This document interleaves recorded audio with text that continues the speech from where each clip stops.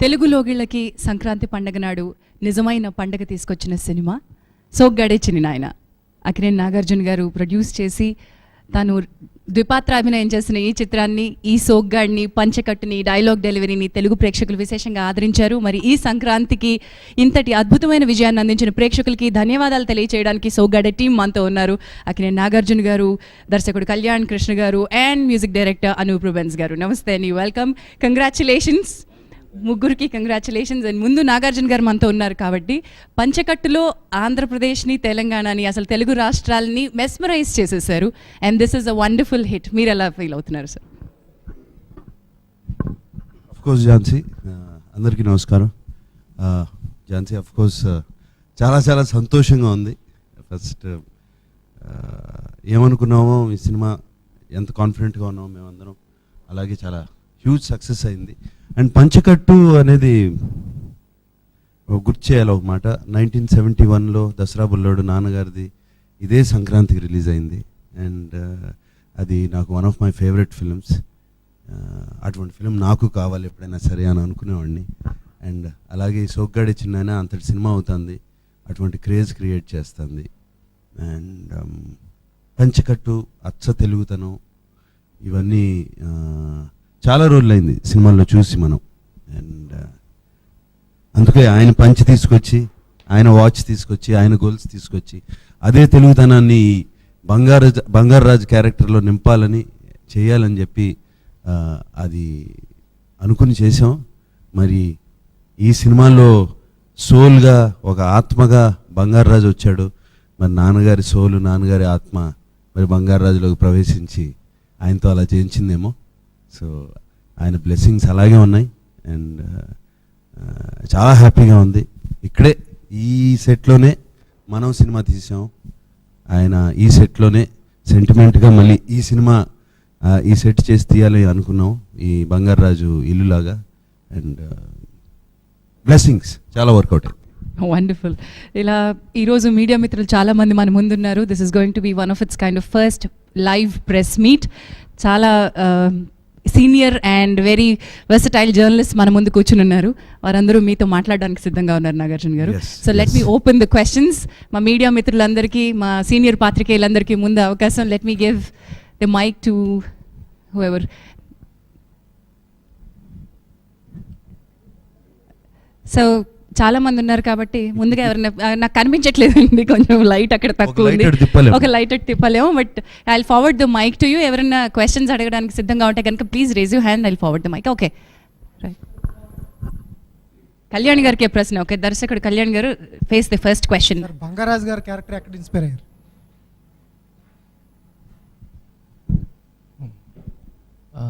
బంగారాజు గారి క్యారెక్టర్ ప్రతి ఊర్లో కనిపించే పెద్ద ఆయన క్యారెక్టర్. ప్రతి ఊర్లో మనం చూస్తే కనీసం ఒక నలుగురు బంగారాజు ఇస్తారు. పైకి తెలియకుండా అందరిలో బంగారాజు ఉంటాడు. నాకు సినిమా చూసిన తర్వాత అర్థమైంది. చాలామంది కాల్ చేసి ఊర్లో ఈ పెద్ద బంగారాజు అని మాట్లాడుకుంటున్నారండి, అంత ఫ్లడ్ చేస్తాడని, సరదాగా ఉంటాడని.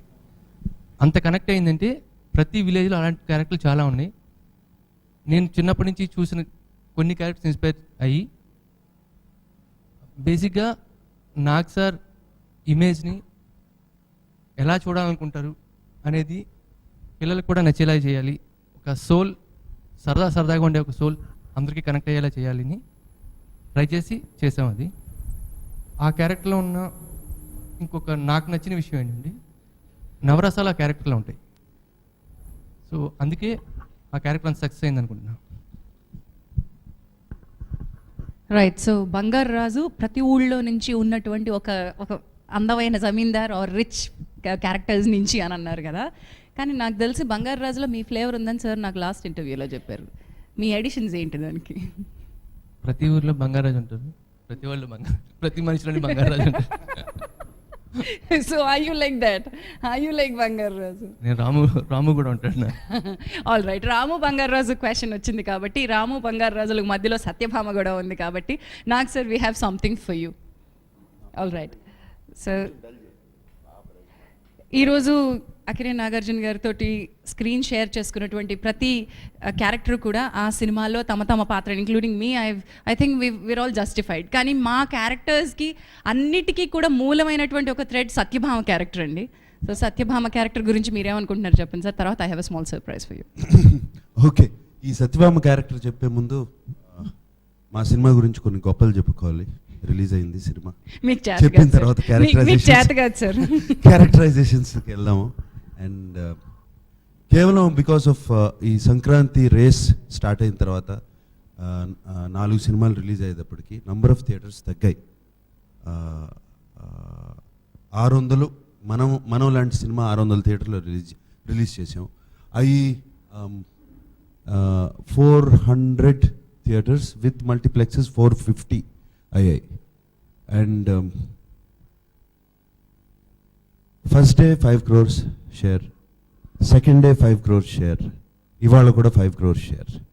కంటిన్యూస్గా వండర్ఫుల్, కంటిన్యూస్గా 3 days అలాగే ఉంది. అండ్ ఇన్ఫ్యాక్ట్ ఫస్ట్ డే కన్నా చాలా చోట్ల రెండో రోజు బాగా పెరిగింది సినిమా. అండ్ అంతేకాకుండా యూఎస్లో, ఇది నేను ఓన్లీ తెలంగాణ అండ్ ఆంధ్రప్రదేశ్ ఈ 2 రాష్ట్రాల్లో చెప్తున్నాను ఈ షేరు.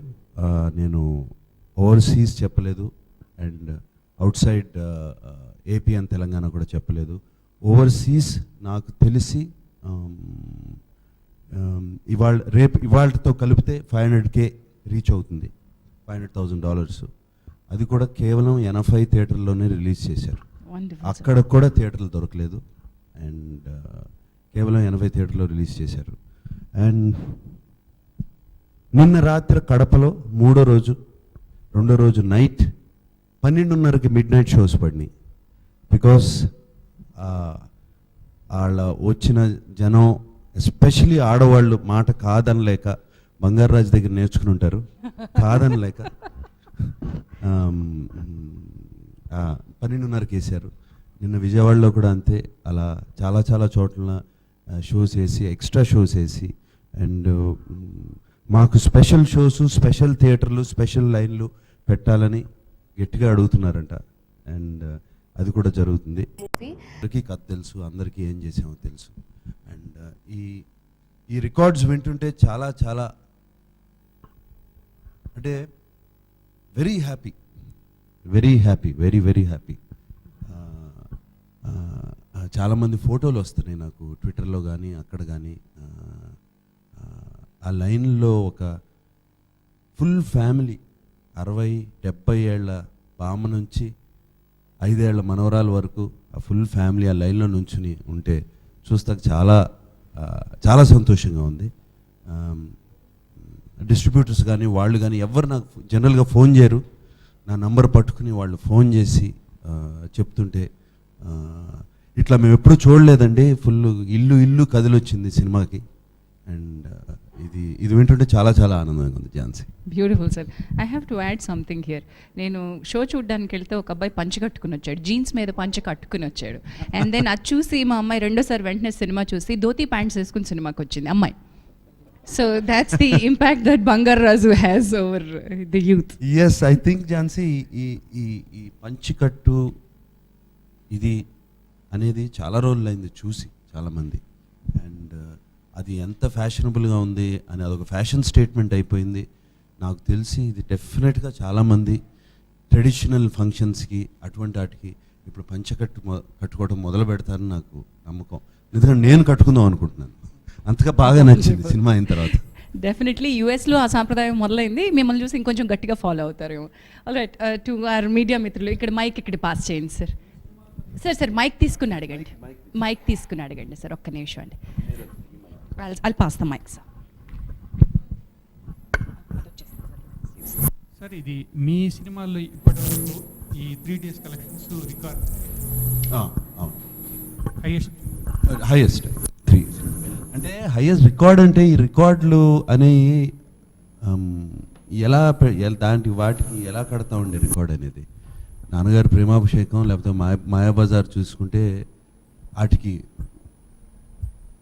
లెక్కలేస్తే అవి ఎక్కడో ఉంటాయి. ఆ లెక్కలు మనం రూపీ కరెక్షన్ చేసి ఇప్పుడు చూస్తే అలాగే నా శివ ఇప్పుడు నా సినిమాకి వస్తే నా శివాని చూసుకున్నా, నిన్నే పెళ్ళాడతా చూసుకున్నా, ఎక్కడో ఉంటాయి రికార్డులు అనేది. ఎస్, నా ప్రీవియస్ ఫిల్మ్స్, నా మనం సినిమా రికార్డులు, మనం చాలా సెంటర్స్లో ఫుల్ రన్లో కనెక్ట్ చేసింది. మనం హ్యూజ్ పెద్ద హిట్ నాకు, ఇది 3 రోజుల్లో చేసేసింది. ఇది record. This records are just numbers. ఈ నంబర్స్ కన్నా నాకు చాలా హ్యాపీగా ఉందంటే రికార్డ్ నంబర్ ఎప్పుడు రాని వాళ్ళు సినిమాకి వచ్చి చూస్తున్నారు మళ్ళీ అనేది. నేను చిన్న వయసులో నాన్నగారి సినిమాలును, రామారావు గారి సినిమాలు, ఎన్టీఆర్ గారి సినిమాలు వింటున్న బండ్లు కట్టుకుని వచ్చేవారు సినిమా చూస్తాకి అని అనేవారు ఓల్డ్ నుంచి. అది జరుగుతుంది. మేబీ బళ్ళలో రావట్లేదు, ట్రాక్టర్లోనూ బస్సులో వస్తున్నారు. బట్ అలా ఫ్యామిలీ వస్తున్నారు. That is the record. Anybody else అండి, మా మీడియా మిత్రుల నుంచి సంబడి ఎల్స్ మైక్ పాస్ చేయమంటారా? ఇక్కడ ఫస్ట్ రోకి మైక్ పాస్ చేయండి సార్. కొంచెం మైక్ తీసుకుని అడగరా sir, because we're going live. This is the first kind of మీ డైలాగ్ కూడా రికార్డ్ అవ్వాలి. థ్యాంక్ యూ అండి. సంక్రాంతికి రావడం అనేది కోఇన్సిడెంట్గా జరిగిందా, వాంటెడ్గా జరిగిందా? ఎందుకంటే ఆఫ్టర్ మజ్ను లాంగ్ గ్యాప్ తర్వాత మీరు వచ్చారు. అంటే ఏంటి మీ కాన్ఫిడెన్స్ ఏంటి? 100% ఫిక్స్ అయ్యాను సంక్రాంతికి. ఎప్పుడైతే నాకు దసరా పండగ తప్పానో, కుదరలేదు అప్పుడు రిలీజ్ చేయడం, 100% సంక్రాంతికి ఫిక్స్ అయ్యాను అప్పుడే. సో దానికి ఇది పండగ, దానికోసం ఆ పండగ సినిమా కోసం డిజైన్ చేసిన సినిమా ప్రతిదీ. ఒక పల్లెటూరు వాతావరణం సినిమా పండగకి. ఏమి అందరూ పండగ అనగానే, సంక్రాంతి పండగానే ఎవరు ఊళ్ళకి వాళ్ళు వెళ్ళిపోతారు. ఎప్పుడు పండగ వెళ్ళి ఫ్యామిలీస్ అందరం అక్కడ కలుద్దామని, లేదా ఊళ్ళ నుంచి ఒక ఇంటికి వస్తారు. ఇక్కడ అది జరుగుతుంది, ఫ్యామిలీ అందరూ కలుస్తారు. ఆ టైంలో ఇటువంటి సినిమా ఇవ్వాలి, ఆ ఫ్యామిలీ అందరూ చూసేది. అది మేము అలాగే డిజైన్ చేసాము, పండగ సినిమా అనుకున్నాం.